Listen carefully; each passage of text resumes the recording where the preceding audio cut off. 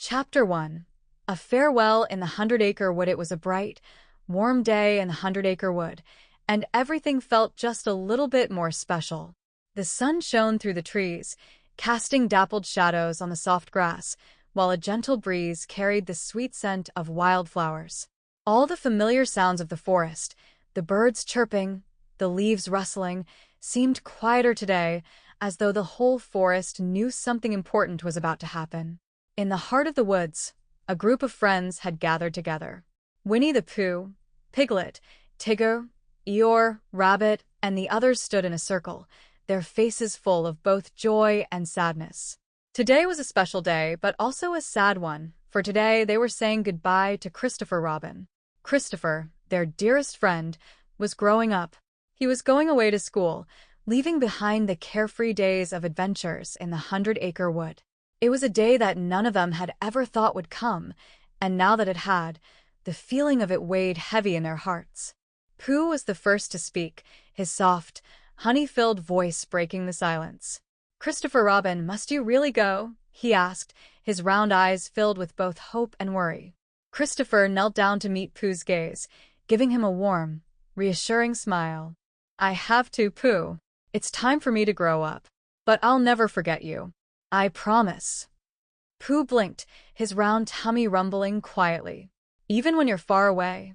Even when you're doing grown-up things?" Christopher nodded. "Especially then, Pooh. No matter how far I go, you'll always be with me." Tigger, who had been bouncing around trying to keep his usual high spirits, suddenly stopped. "But who's gonna bounce with me when you're gone, Christopher, old buddy? Bouncing's no fun without you." Christopher laughed, standing up to give Tigger a pat on the head. "Oh, Tigger, you'll keep bouncing. You always do. And I'll come back and bounce with you, I promise." Piglet, the smallest of them all, tugged nervously at Christopher's sleeve. "Oh dear. I'm going to miss you terribly, Christopher Robin. What if you forget us?" Christopher knelt down again, his heart swelling with affection for his tiny friend. "I could never forget you, Piglet. Not in 100 years. You and all my friends here are too special to forget." Eeyore, standing off to the side, sighed his usual sigh. "Well, I suppose this is it then. He's going. Knew it would happen eventually. It's what happens when you grow up. You leave." Christopher smiled gently at the gloomy donkey. "I'm not leaving forever, Eeyore. I'll come back. And when I do, we'll have more adventures, just like we always did." Eeyore gave a slow nod. "If you say so. I'll be here. Not much else to do, I suppose." Rabbit, ever the practical one, stepped forward next. "Now, Christopher Robin, if you're going to be off at school, you'd best be well prepared. Have you got your books? Your pencils? Everything organized?"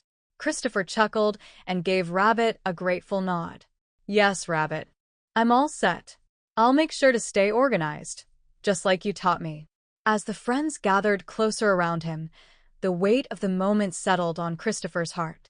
These weren't just his friends, they were his family, the ones who had been with him through every adventure, every game, every quiet moment. Saying goodbye wasn't easy, but he knew it was something he had to do. Still, it didn't make leaving any less hard. Pooh stepped forward once more, holding out a small pot of honey. "Here, Christopher Robin. It's not much, but I thought you might like to take a little honey with you, just in case you get hungry." Christopher smiled, feeling a lump form in his throat. He took the honey pot from Pooh and held it close. "Thank you, Pooh. I'll keep this with me always." The group fell silent for a moment, the reality of the farewell settling in. Christopher stood up and looked around at all of them, Pooh, Piglet, Tigger, Eeyore, Rabbit, and the others. This was a place where he had always felt safe, always felt loved.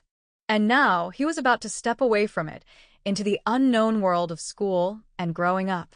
But as he looked into their eyes, he knew one thing for certain.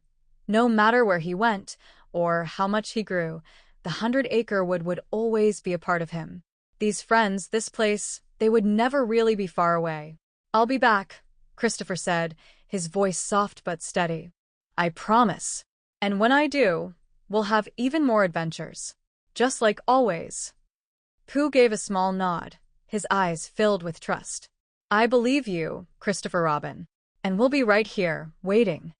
With that, Christopher gave each of his friends one last hug. He felt the softness of Pooh's fur, the bounce in Tigger's step, the small warmth of Piglet's paws. And with each hug, he made a promise in his heart. He would never let them go, no matter how far life took him.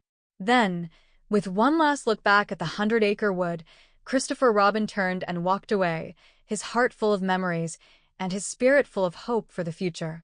The friends watched as he disappeared into the trees, the soft light of the setting sun casting long shadows across the forest floor. But even as Christopher faded from view, the love they shared remained, filling the 100-acre wood with a quiet sense of peace. And so, though their friend was leaving, they knew he would always return. For in the 100-acre wood, friendships like theirs never truly ended. They simply carried on, no matter the distance, no matter the time.